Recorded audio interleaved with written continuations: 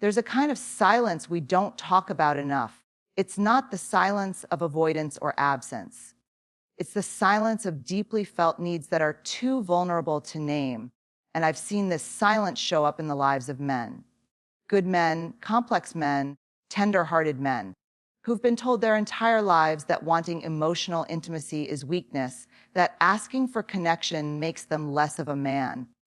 The truth is, men crave connection just as deeply as women do, but culture doesn't always give them the language or permission to say it out loud. And so it gets buried, hidden behind humor work, withdrawal, or anger. But if we listen closely, beneath the silence, behind the armor, there are 5 things I believe many men are silently longing from the women in their lives. There is a deeply human need that often goes unspoken in men. The need to feel emotionally safe. It's not a loud need.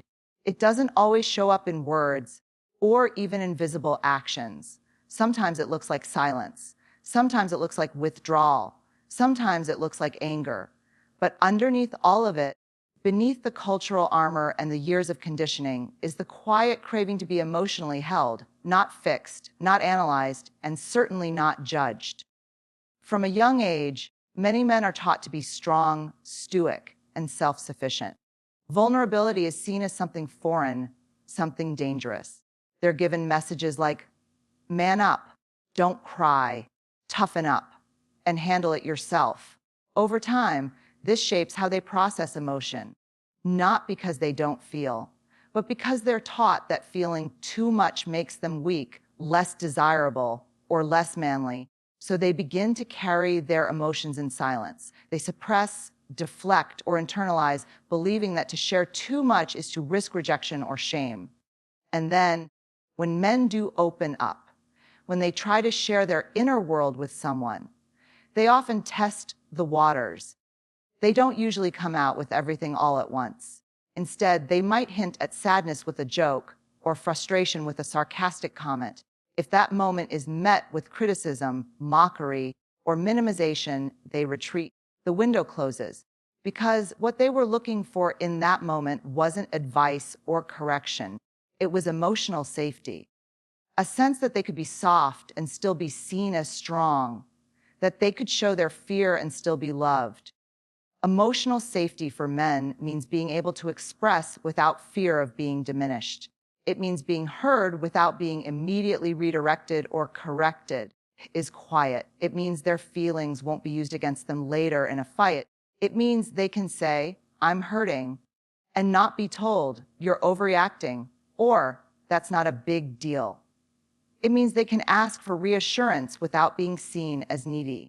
It means they can admit to struggling without being seen as broken. For a man, creating emotional safety isn't just about what happens in moments of crisis. It's also about everyday emotional trust. It's knowing that his quiet is not always interpreted as distance, that his stress isn't always met with suspicion, that he doesn't have to perform a perfect emotional vocabulary to be understood. He wants to feel that his inner world is welcome, even if it's messy, confusing, or difficult to put into words. When a woman provides emotional safety to a man, it doesn't mean carrying his emotions for him or rescuing him from responsibility.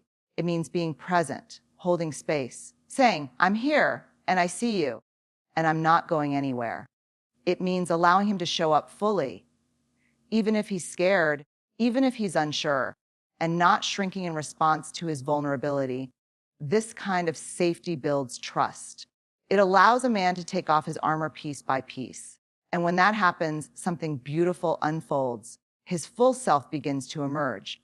The thoughtful, curious, creative parts of him that have been hidden under years of performance begin to breathe again. He's not just showing up as a role. He's showing up as a person, a man who feels deeply, who longs for connection, who wants to be known. But if every attempt at vulnerability is met with judgment over analysis or dismissal, he learns to retreat. He learns that the cost of opening up is too high. And this isn't just damaging to him. It creates distance in relationships, because intimacy cannot grow where safety does not exist. Men do not need perfection or constant praise. What they long for is presence without punishment, understanding without fixing. Love that says, I see your strength and I also honor your softness. When they find that, when they are met with empathy instead of evaluation, they begin to share more. They begin to trust more, and they begin to heal. Because emotional safety isn't a gift we give someone after they prove they deserve it. It's a space we create because we believe every human being deserves to be known and loved, fully, honestly, and without fear. Communication is more than words. His tone, its timing, it's the unspoken message behind the message, and for many men, one of the most deeply felt, yet rarely expressed. Longings is to be spoken to with respect, not reverence, not ego stroking, but simple, steady respect that says, you matter, your words matter, your heart matters. We often underestimate how vital respectful communication is in building emotional intimacy. It's easy to fall into patterns in long-term relationships, interrupting, assuming, rolling our eyes, or using sarcasm as a substitute for honesty. These may seem small, but they quietly corrode trust over time. For many men, these moments feel like micro-rejections, and while they may not say it out loud, they begin to internalize a message egg, my voice isn't valued here. Respect isn't about hierarchy. It's not about placing one person above another. It's about making space for both people to be seen and heard without fear of being minimized. When a man feels respected in how he's spoken to, even in conflict, it opens him. He doesn't need to be right. He doesn't need agreement at every turn. But he does need to know that his thoughts, emotions, and perspective are not being casually dismissed or reshaped to fit someone else's narrative. What many women may not realize is that some men have been conditioned to believe their only value is in their ability to fix, provide, or lead. When they're spoken to in ways that sound controlling, belittling, or sarcastic, it doesn't just sting in the moment. It can feel like a confirmation of the fear that they're not good enough, that they're failing at something essential. Respectful communication acts as a counter to that. It doesn't mean hiding frustration or sugarcoating feelings. It means delivering truth in a way that protects connection rather than destroys it. Respect shows up in listening, in letting someone finish their thought, in choosing curiosity over correction, in asking before assuming, in using language that is kind even when it's firm. Respect doesn't avoid hard conversations. It just makes those conversations safe enough to be honest. When a man knows that he can say what's on his mind without being attacked, manipulated, or shamed, he's more likely to engage. He's more likely to lean in, to open up, to bring his full self to the table. Disrespect, on the other hand, shuts people down, and it's not always loud. Sometimes it's in the sigh during a disagreement, the rolling of the eyes, the repeated interruptions. Sometimes it's the jokes that are just teasing, but cut too deep. It's quiet. Sometimes it's in correcting a story that doesn't need correcting or speaking over someone when they're trying to be vulnerable. Over time, these things don't just silence men. They create emotional distance. They make relationships feel less like a partnership and more like a power struggle.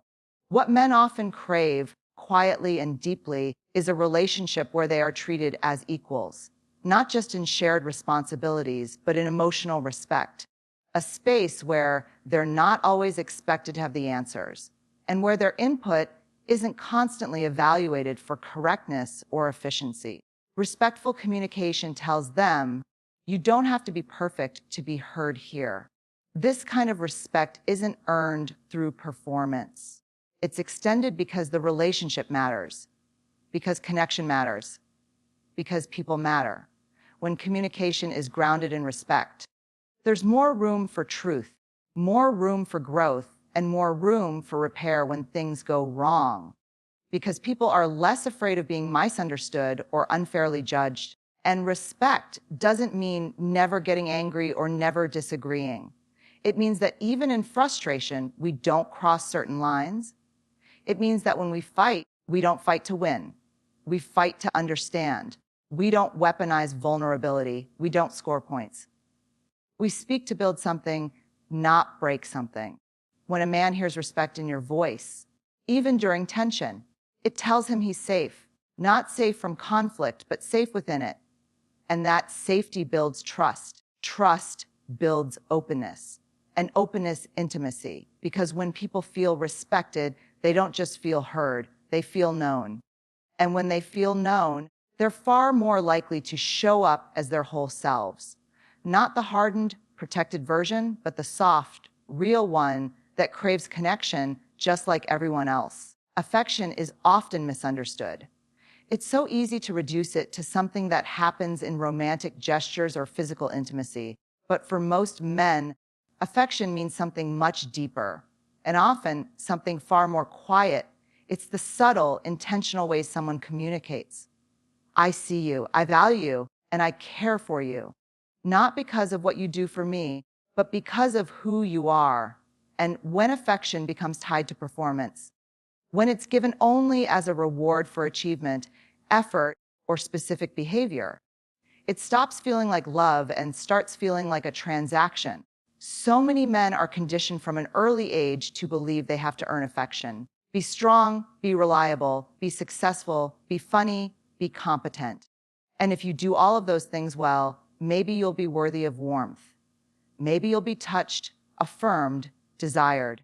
But not because you're inherently lovable, because you did something right. The message becomes clear: be useful or be invisible. And that message gets carried into adulthood, into friendships, partnerships, and marriages. Slowly and silently, it shapes the way men think about affection. It becomes a test, a condition, a bar they must constantly reach. But what they deeply, silently crave is affection that asks for nothing in return. A kind word not meant to soften a complaint, a hug not meant to lead to something else, a compliment not given out of obligation, but because it's true. They want to feel chosen, not just needed, desired, not just expected. They want to know that their presence, not their paycheck, their performance, or their ability to fix things, is enough to be cherished. When affection becomes authentic, it becomes healing. It doesn't just soothe the body. It speaks to the soul. It tells a man, you don't have to try so hard. You don't have to carry it all alone. I see the part of you that doesn't get applause, and I love that part too. This kind of affection is subtle. It's the hand placed gently on the back during a hard day. It's the text in the middle of the day that says, just thinking about you. It's the smile across the room when nothing needs to be said. It's the kind of affection that says, you matter, simply because you exist.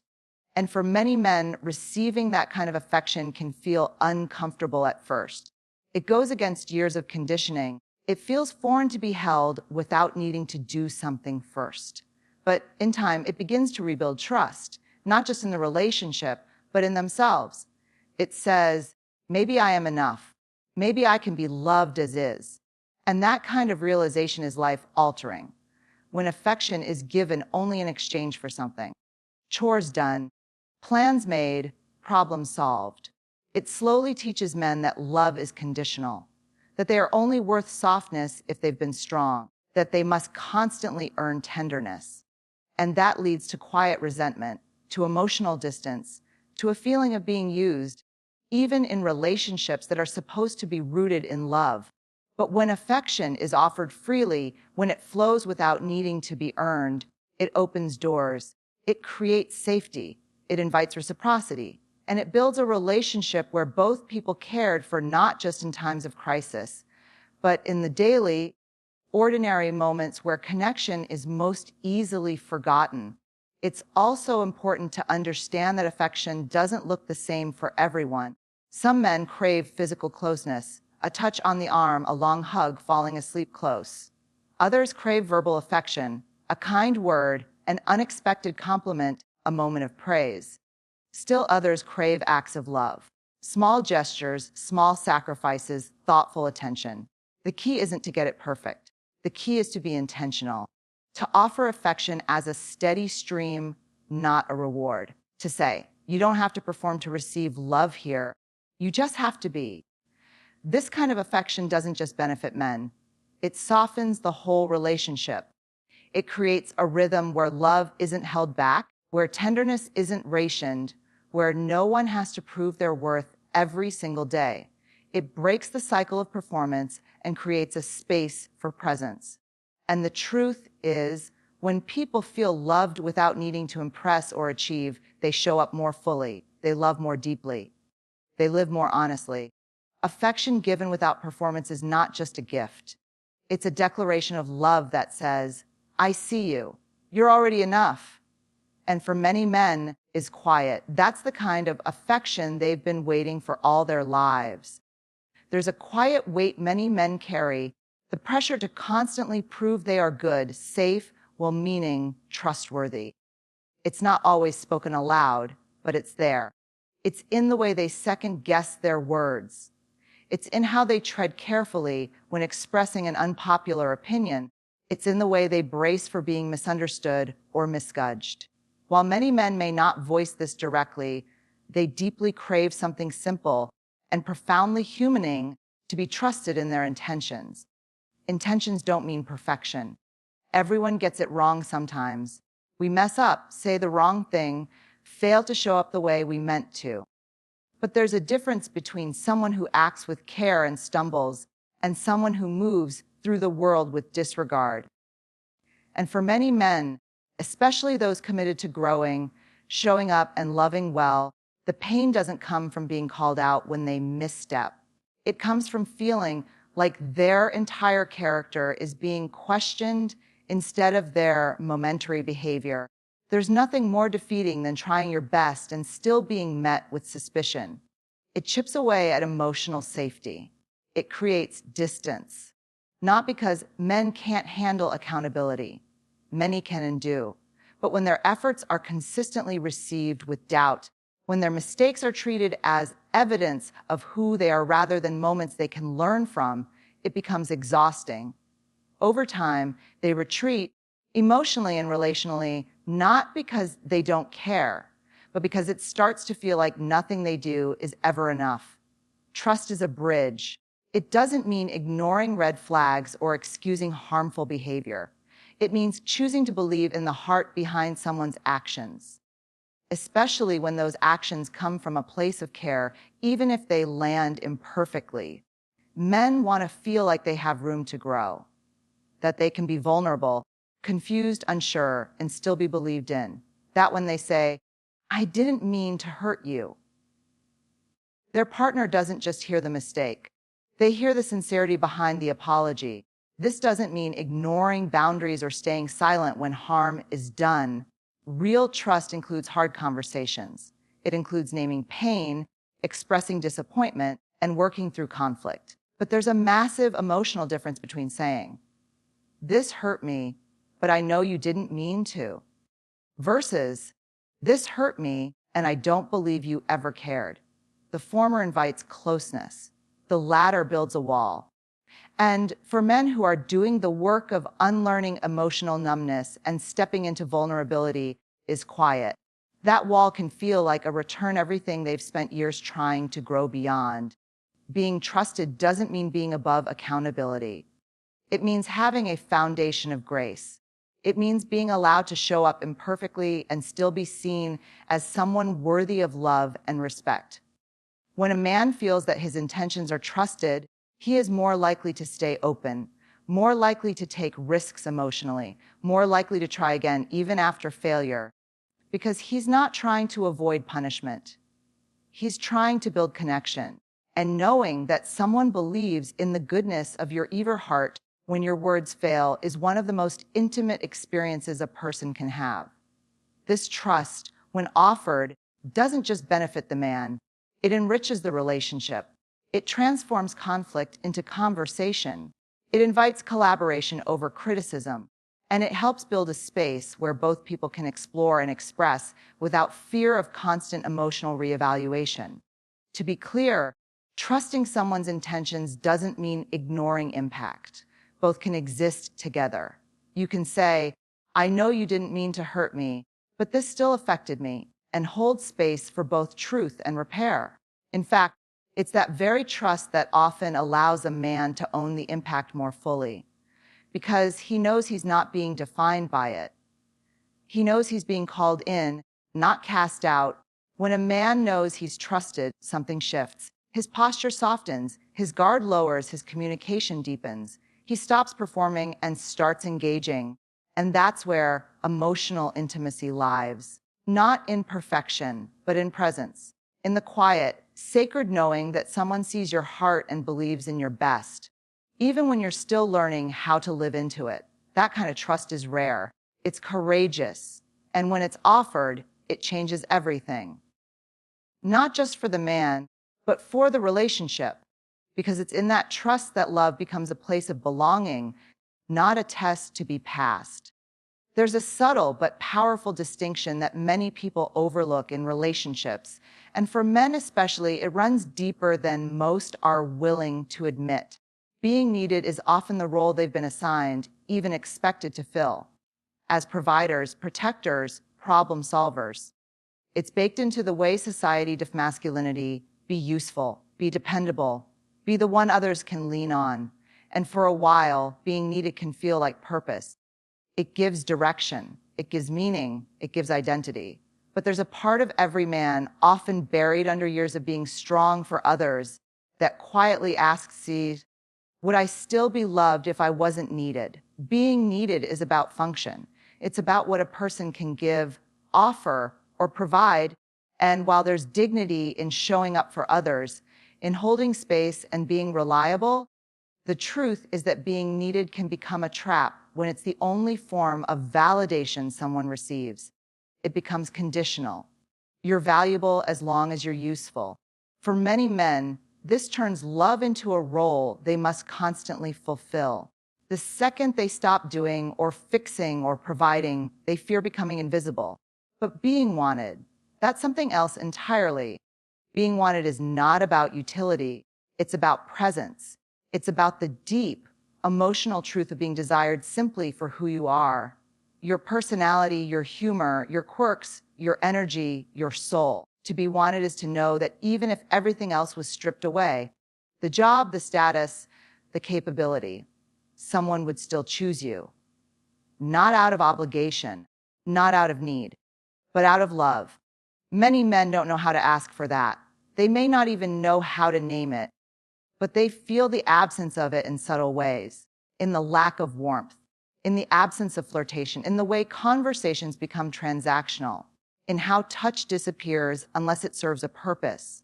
And over time, they begin to feel like they are living on borrowed affection, allowed to stay, but not truly seen, providing, but not cherished, valued, but not desired.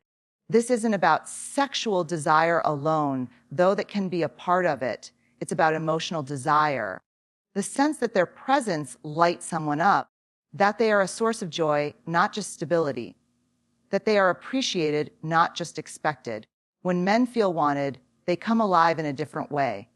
They soften, they open, they begin to trust that their worth is not tied only to performance, but to their personhood. This becomes even more important in long-term relationships where routines settle in, roles become defined, and the spontaneity of early affection can fade. When everything becomes about logistics, bills, kids' responsibilities, men often begin to feel like they are a part of a system, not a recipient of love. Quiet, and while they may not always say it, they start asking themselves in the quiet moments, if I stopped doing all of this, would I still be loved? Being wanted breaks that cycle. It reminds men that they are not just partners. They are people, and they matter not just because of what they do, but because of who they are. It's the way someone smiles when they walk in the room, the way they're asked about their dreams, not just their duties, the way they're complimented for their essence, not just their accomplishments. These small things carry enormous weight. They tell a man, you are more than your output. This shift from being needed to being wanted changes how men relate. When they no longer feel that their worth is conditional, they show up more freely. They begin to share more of their emotional world, their fears, their hopes. They engage more deeply. They are more present because they're no longer performing. They're being. And this kind of connection can't be faked. It can't be substituted with praise for what they've done. It comes from seeing a man fully, not just in his strength, but in his softness, in his ordinary moments, in his laughter, in his presence. Wanting someone is not about dependence. It's about delight. It's about choosing them again and again, not because you have to, but because you want to. And that truth, that feeling of being chosen just as you are, is one of the deepest, most healing forms of love anyone can offer. For a man who has spent most of his life being needed, finally being wanted can feel like coming home. There's a reason vulnerable conversations feel so hard and yet so necessary. We've been taught, most of us, that vulnerability is dangerous, that speaking the full truth of what we feel, especially when it's raw, complicated, or unfinished, will lead to rejection, judgment, or disappointment. And for men, this fear is often magnified by a lifetime of conditioning that says being open is the same as being weak. But what so many men and women are slowly beginning to discover and rediscover is that vulnerability isn't just a personal risk, it's a shared bridge. And when we walk across that bridge, healing happens, not just for one partner, but for both. Vulnerable conversations aren't perfect. They aren't polished. They don't come with tidy conclusions. They start with trembling honesty and a willingness to show up imperfectly. And for men, especially, this can feel terrifying, not because they don't want to talk, not because they don't feel, but because they've learned that opening up often carries a cost. Some have shared before, only to have their honesty dismissed or used against them. Some have shown emotion and been told to toughen up or get over it. Some have gone quiet, not because they didn't care, but because silence felt safer than the shame of not having the right words. But even in that silence, there's a longing, a desire to be known, a hope that someone will make space for their truth, even when it's messy or hesitant, quiet. And what's beautiful, what's deeply human, is that when men feel safe enough to speak vulnerably, it doesn't just free them, it invites others to do the same. When a man says, "I feel like I'm failing," or "I don't know how to fix this," or "I need reassurance sometimes," two, it gives permission for softness to exist in the relationship, not as a weakness, but as a strength, and women too benefit from this space. So often, women are placed in the role of emotional caretakers, expected to carry the weight of feelings for both people. They're expected to always be the ones who name the issues, initiate the conversations, and hold the emotional tension. But vulnerability is not meant to be carried alone. When both partners are willing to lean into hard truths, to say what they feel without armor or blame, it becomes a relationship of mutual healing, not emotional imbalance. Vulnerable conversations are not about dumping pain onto each other. They are about co-creating a space where both people are allowed to feel, to explore, to express without fear of being diminished. They're about saying, "This is where I'm tender," and hearing back is quiet. "I'll handle that with care." They're about asking questions like, "What do you need from me when you're hurting?" And "What does safety look like for you when you feel shut down?" These kinds of questions don't come from a script. They come from presence, from choosing connection over defensiveness, from staying curious when it's easier to shut down. The truth is, healing rarely happens in isolation. We can do all the inner work in the world, read the books, attend the therapy, practice the self-reflection. But some wounds need to be seen to be healed. Some fears need to be spoken out loud and met with love. Some insecurities only dissolve when someone else says, "That doesn't make you unlovable. That makes you human." And when men engage in these kinds of conversations, not only do they begin to heal from the wounds of emotional neglect, but they also become partners in someone else's healing. Vulnerability is not self-centered. It's relational. It deepens intimacy. It builds trust. It tells the other person, I'm willing to meet you here, even if it's hard. And it's not about always getting it right. Vulnerable conversations aren't successful because they're smooth. They're powerful because they're honest. Even when the voice shakes, even when the words aren't perfect, what matters most is the willingness to show up, to try, to say, I don't know what to say, but I don't want to pretend anymore. When that kind of honesty meets compassion, something shifts. It doesn't erase pain, but it changes how pain is held. It allows both people to see each other more clearly, not just for what they offer, but for who they truly are.